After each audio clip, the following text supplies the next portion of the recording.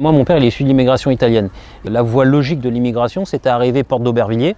Porte d'Aubervilliers, on remontait sur les 4 routes La Courneuve, et après, il y avait un essaimage. Et il y a pas mal de gens qui sont venus sur Drancy, et moi, mon père, il est arrivé sur Drancy pour ces raisons-là, c'est parce qu'il y avait toute sa famille qui était là. Donc tous les Italiens à l'époque, qu'est-ce qu'ils faisaient? C'était le principe d'entraide, hein. C'est-à-dire qu'il y en a un qui a construit son pavillon, il filait un coup de main à l'autre à construire son pavillon, et ça s'est fait exactement comme ça. C'est à 5 minutes ici, juste dans le quartier en fait qui est derrière, dans la zone de pavillonnaire qui est juste derrière.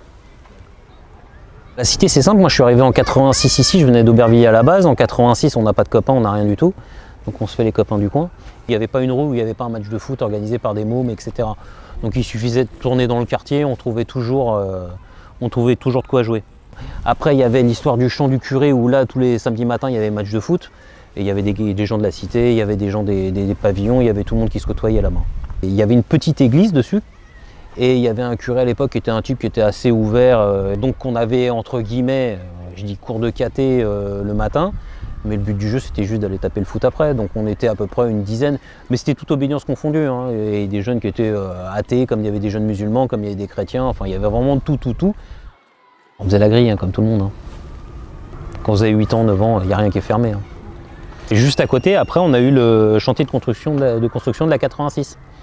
Donc il y avait l'arrivée du tunnel qui était juste derrière, dans lequel, soi-disant, on n'avait pas le droit de rentrer, mais on pouvait rentrer. Le tunnel, à peu près sur 100 mètres de long, était complètement ouvert avec du sable. Il y avait juste les 4 murs qui étaient montés. Et nous, on allait jusqu'au fond. Et en fait, il y avait une espèce de pente faite en terre. Donc on prenait à l'époque des morceaux de carton, n'importe quoi, on se mettait en haut de la pente et puis ça faisait un toboggan géant, quoi. On a bien dû jouer 3-4 ans là-dedans. Moi, j'allais juste à l'école qui était derrière, à Salengros.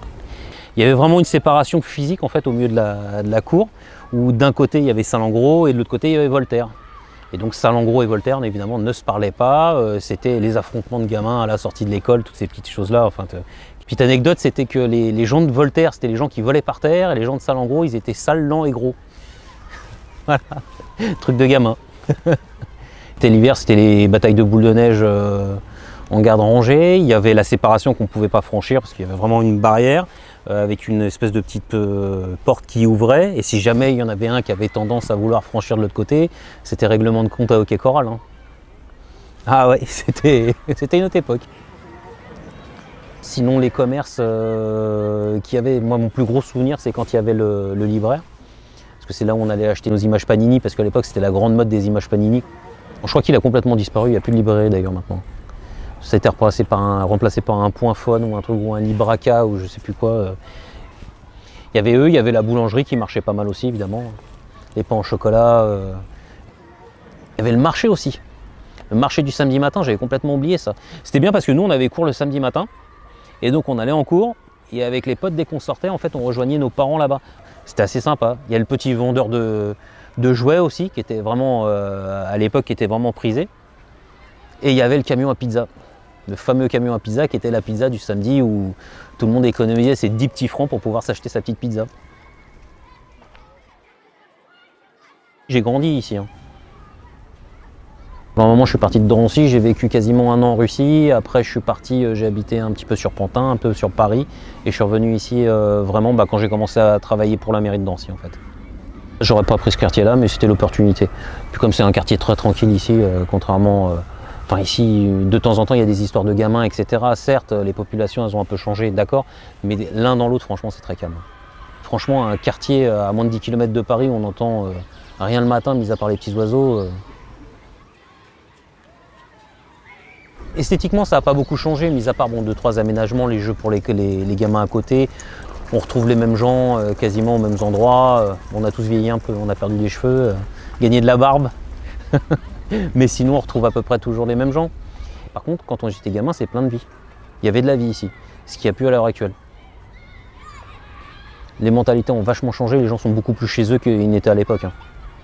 Exemple typique, il n'y a personne sur les balcons. Hein. Donc, avant, il y avait toujours quelqu'un sur les balcons en train de regarder.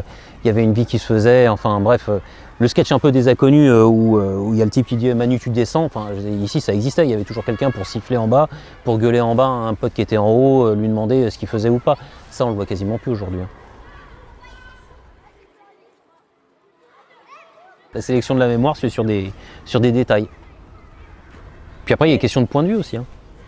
Dire quand on était gamin dans cette école, moi je m'en souviens d'avoir été gamin dans cette école, j'ai l'impression que tout était géant. Les escaliers étaient géants, les murs étaient géants, les classes étaient géantes, les couloirs étaient super grands.